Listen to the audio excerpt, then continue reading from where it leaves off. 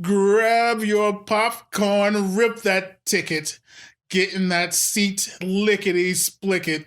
Go watch a movie! Hello, everyone, and welcome to Go Watch Movie, episode 149. I'm Kelvin. And I'm Robert. Today, we are doing a Netflix film. I think it's not a Netflix original. I think it was just moved over to Netflix. Freaks. You Are One of Us. And I'm not talking to all of you out there. That would have been more hostile. Freaks. You're one of us. But it's one of those foreign ones that I always say that I hate because they're dubbed. Mm-hmm. And we'll get into that in the movie side. But before we get into that, a little bit of entertainment news.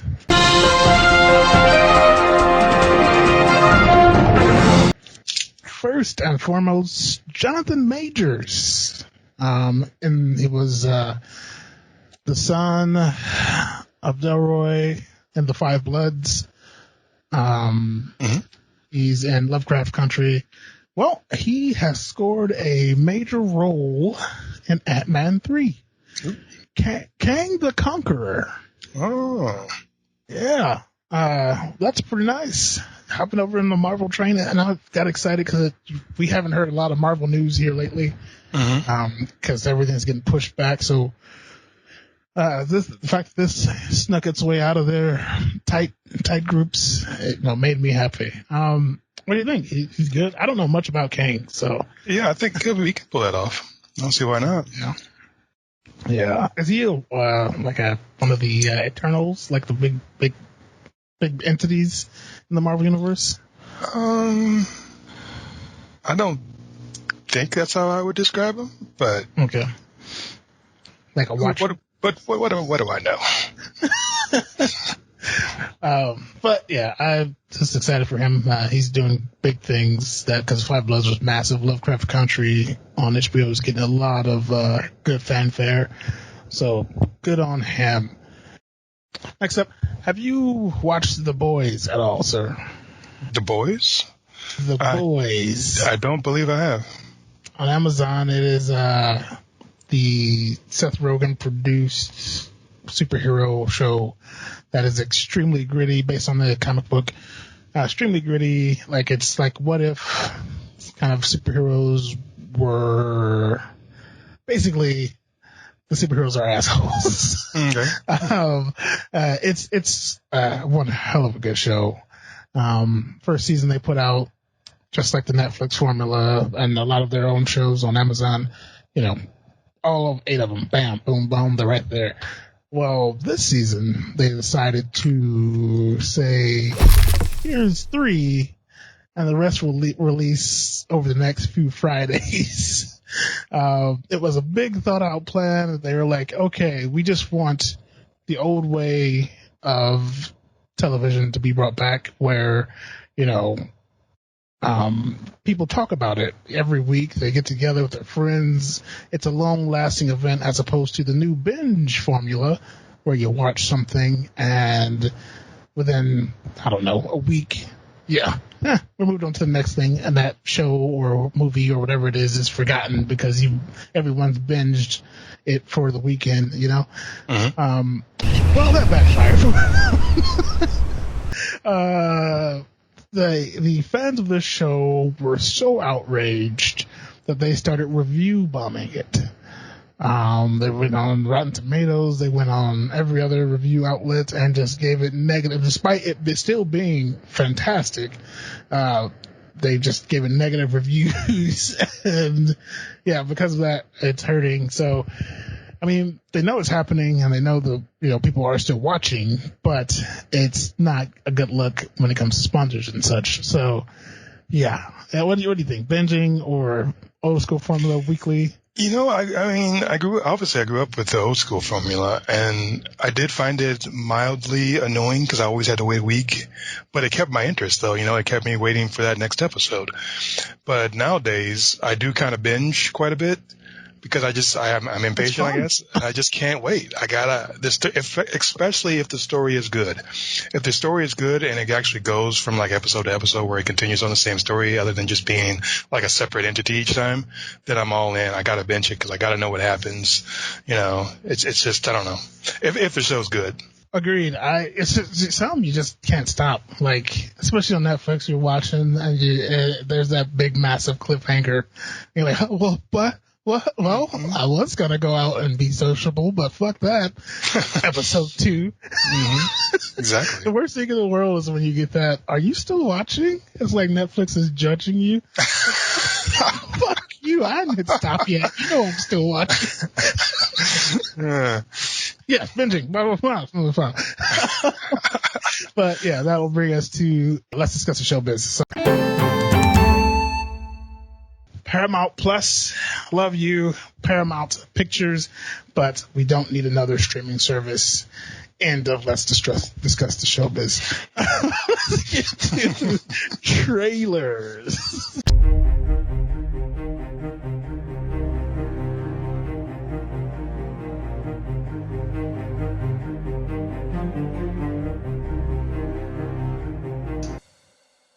You first, Lisa. I'll jump in there. Okay. So the trailer is called Love and Monsters. Ooh. I don't know. It's got. Not crazy about the title, but whatever. It explains everything about the movie. Basically, this young couple. They're at, lookout point or whatever, in a little make out action, and then the world goes crazy. I don't know if there was aliens that came down from outer space or if these monsters are just coming up out of the ground. I have no idea how the monsters get there, but there's these giant crazy monsters attacking everybody, and everybody just decides to pack up and leave. So in this instant he is separated from his love. He tries to get away with his parents, and his parents die. They get killed, so he's all by himself. And then he goes, it kind of feels like maybe Quiet Place a little bit, where he's in this little colony and he's like living with people while these monsters are out there killing folks, and he's scanning, trying to find his girlfriend. He finally finds her, and she's 85 miles away, and he's like, I'm going to make the trip through, the wilderness, 85 miles to get to the person that I love. And you get to watch all of his adventures. So there's obviously a little bit of romance, there's monsters, there's comedy. It looks a little bit like Maze Runner, obviously, because, obvious. When you watch it, you'll see why. But and then it's got some other stuff to it that kind of reminds you of other movies. But it looks like it's going to be a fun, not overly serious. It's going to have some comedic moments in it, and it just looks like it's going to be a fun watch. So I'm excited for it. Love and Monsters.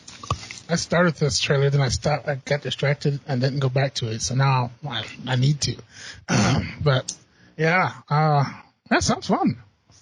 Is like, what age group we're talking here? The teenagers? I feel like this is probably being made for teenagers to 20-year-olds. Not that everybody's going to be able to enjoy it. However, I feel like it is probably going to be for your not another Twilight. No, I don't think so. No, because you're mainly just watching this kid run through the wilderness being chased by monsters. Okay. And there's a dog, and there's like, well, some of them are, and some of them are smaller, and there's like zany characters. So then it kind of feels a little bit like some other movies. I'm drawing a blank here. Woody Harrelson, Zombieland. Ah, okay. It's kind of like that, in some places. And then, yeah, it's just, I don't know. It's just like, it looks like it's going to be fun. Awesome. And I need some fun because pandemic. Yes. Wish you can inject fun in your veins. Yeah, I think you can. That's called snap, kids. Stay away from it. Mine is actually, I'm breaking the rules here, not a movie trailer. It's not a TV trailer either. It's a streaming service show trailer. The Mandalorian Season 2. I don't know if you've got around to watching Season 1 yet, but loved it. Fantastic. And then now Season 2, it's its purpose. And I don't want to give away too much since you haven't watched Season 1 yet, but there is a Baby Yoda involved, which I'm sure you've seen that cute little guy. Yeah, I've seen that little guy everywhere. But his actual name is the Child, but everyone likes to call him Baby Yoda. But the Mandalorian knows his purpose now. He has to get that thing to, and this is set. They don't really know about Jedis, so they call them sorcerers. Because the Jedi have all been wiped out. So yeah, he's got to learn more about the Child, or Baby Yoda, as people say. Do you not like Baby Yoda? I don't, because he's not Yoda. Like, I mean, we don't know the name of Yoda's species, but he's not, like, Baby Yoda kind of implies that he's the baby version of Yoda. Yeah. Which he's not. Oh, he's okay. So he's just no. This is set like before, in between the last of the original and the first of the new. So Yoda's dead, and like, it's so maybe this is how he lives. He reincarnates, and then he just grows up again. Why don't you jump on their train? The Child. Yeah, but he's adorable. He's fun, and then the Mandalorian is awesome. I don't know if you know much about the Mandalorian race, but like, they're a super warrior race, and the way Jon Favreau has done this show, it's very Western stylized, but with the Star Wars like feel to it, and it's gorgeous and beautifully shot, and they use new technology now that has never been seen before in it that makes it look even better. And yeah, it's just a fantastic show, and that trailer looks awesome. But yes, there we go. That's my trailer for this week. That will bring us to Freaks. You're one of us, right? That's right. I think so. Because we did a Freaks once before, and it was just Freaks. Yes. Anyway, watch Spot if you would not mind. A meat fry cook discovers she has superpowers and bands together with a group of kindred spirits. Director, Felix Binder. It stars Cornelia Grushel. Thank you, Watch Spot. Like I was saying at the top of the show, I don't like dubbed movies. Because normally the dubber, the person doing the dub, does not convey the proper emotion, and it just looks bad. So you got a chick or a man just screaming their asses off, and the dubber's like, I am upset, I am horrified, but then like the emotion's not at all. They're not conveying it properly, and it just blows. This one's okay. It's not anything to write home about. They did fine, I guess. But I really enjoy what this movie did. It didn't seem to be on a very high budget. I should have probably looked up the budget. But was it Russian originally? German. German? Okay. But yeah, they put off some very good effects to convey these powers and things like that, and I think they pulled it off. And I love the new take. I always love different takes on the superhero story, and I think this one did a good job of it. What do you think of this one, sir? Yeah, again, I'm going to echo right off of you. I mean, yeah, the dub part does lessen it a little bit.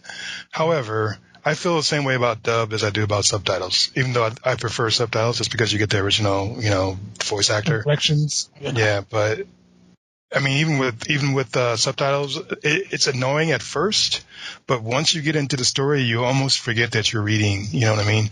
And it's almost that way for me with dub. Like once I get past the fact that their voices are funny compared to their faces, then it after I get past that, I kind of forget about it. It just takes a while, and it's got to be a good story to where I can forget that things don't match up. That being said, I think this movie is up there with some of my faves, like Defender, Super, all these superhero. Shut up, crime! all these superhero movies that take a slightly different approach to it, somewhat comedic in areas, not always. This one has a lot of heart, just like both of those did in their own ways. So I feel like this one is right up there with those. I enjoyed the heck out of it. I know it I know it's not the most popular film in the world. We'll get to that later, but I will defend it because I think it is. Once you get into the story, I think it's fun.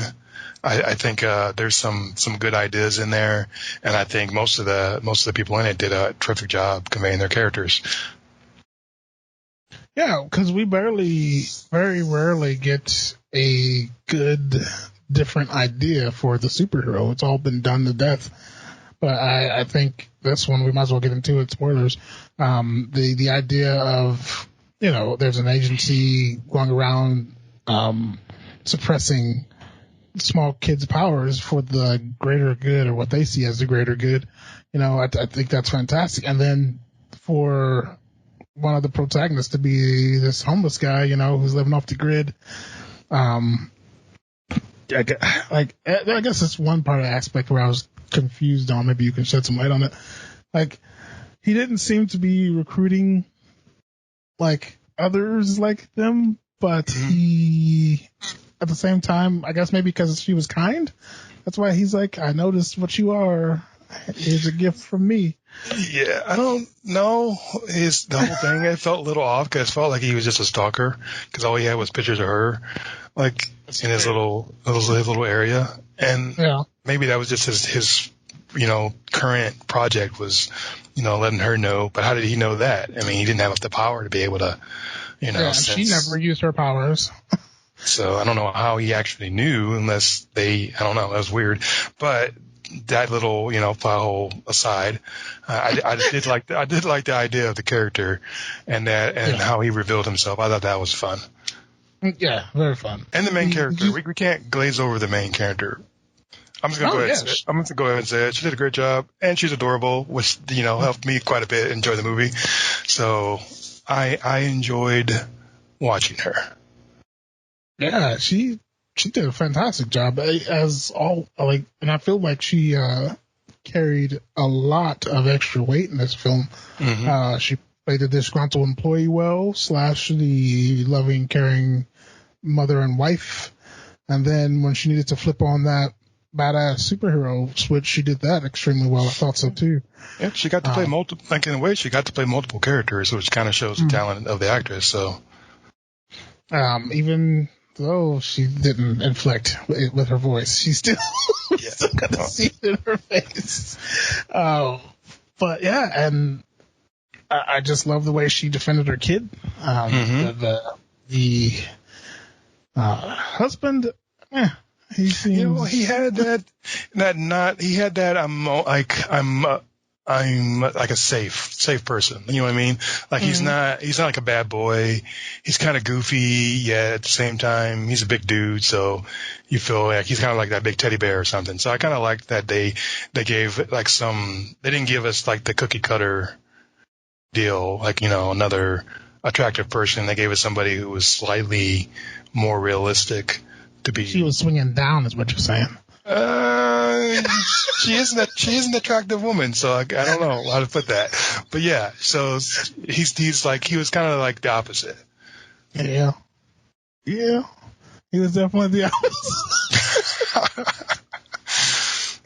Oh man! But I like his character, and I thought he did a good job. Even when he was like upset about, spoilers about possible affair, I mean, all that played in well. I mean, it was believable. Even with the voices being off, it was still, the performances were there. The performances were good.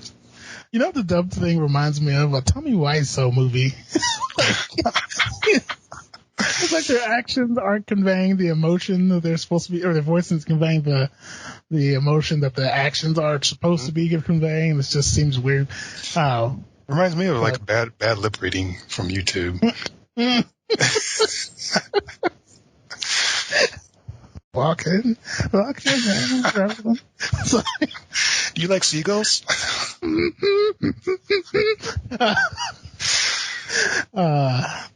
Where were we?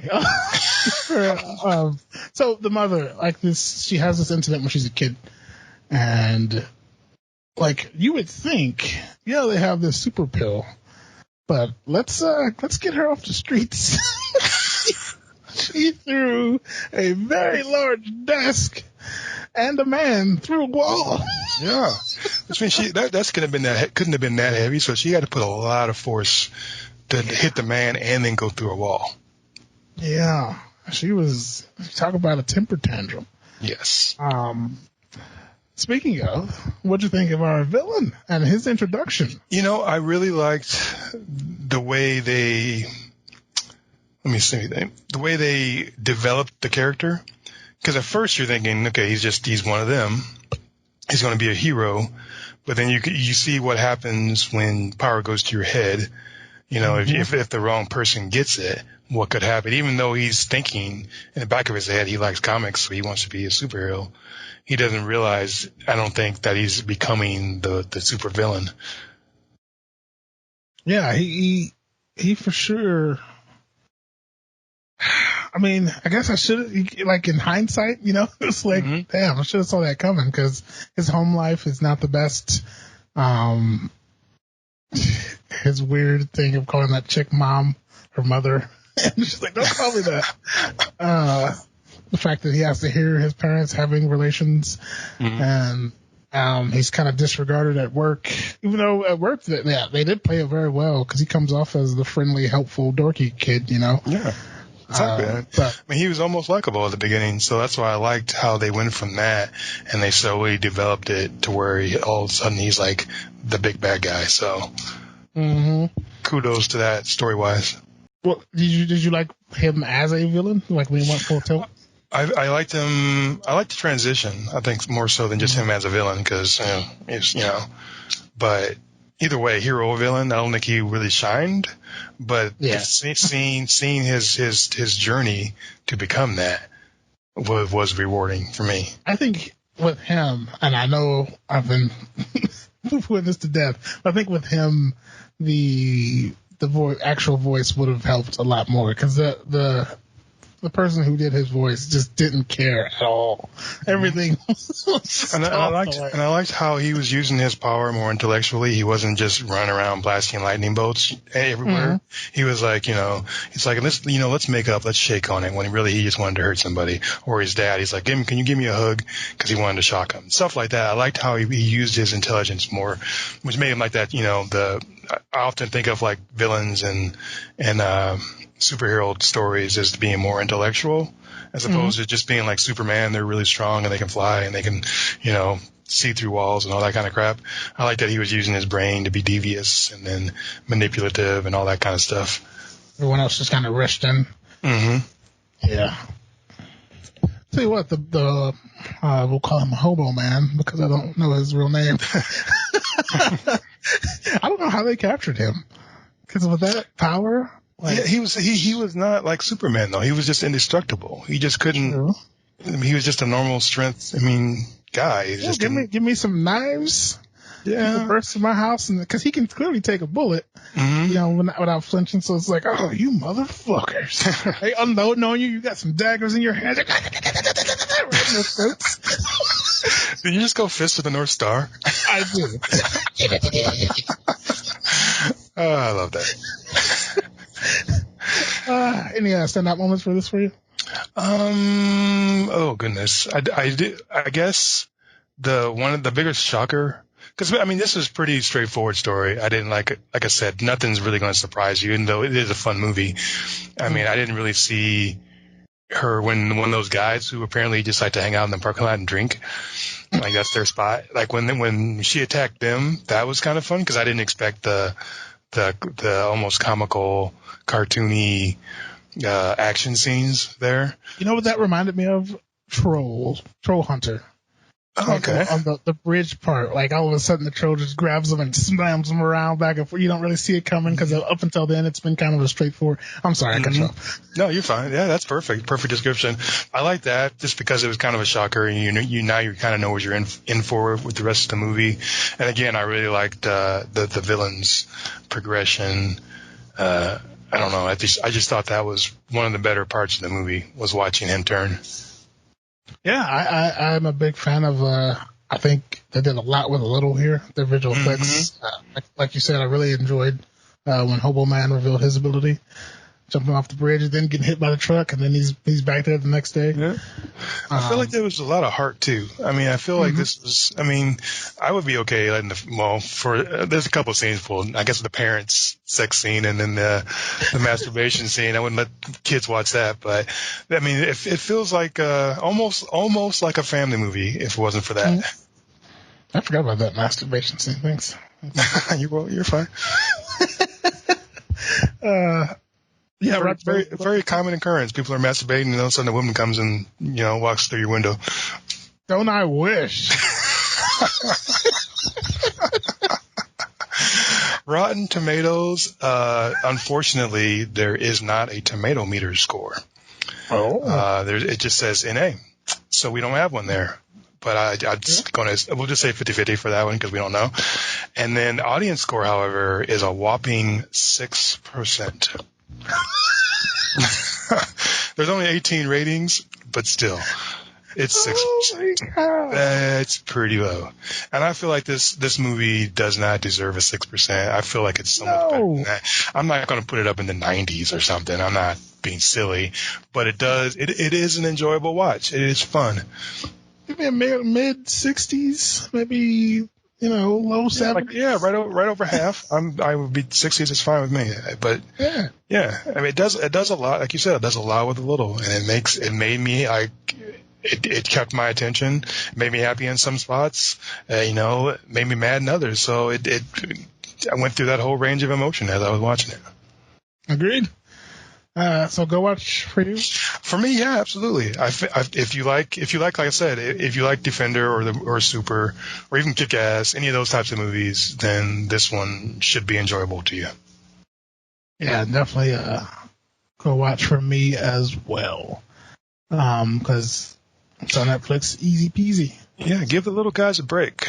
Just because they're not big dogs doesn't mean they don't deserve a bone. Exactly. Where you can find us at gowatchamovie.com, the one-stop shop for all things entertainment, and anywhere a podcast can be played. That is episode 149. Freaks. Oh, yeah. I mean, Freaks, you're one of us on Netflix. I'm Kelvin. And I'm Robert, the new Fist of the North Star. Grab your popcorn, rip that ticket, get in that seat, lickety split it. Go watch a movie!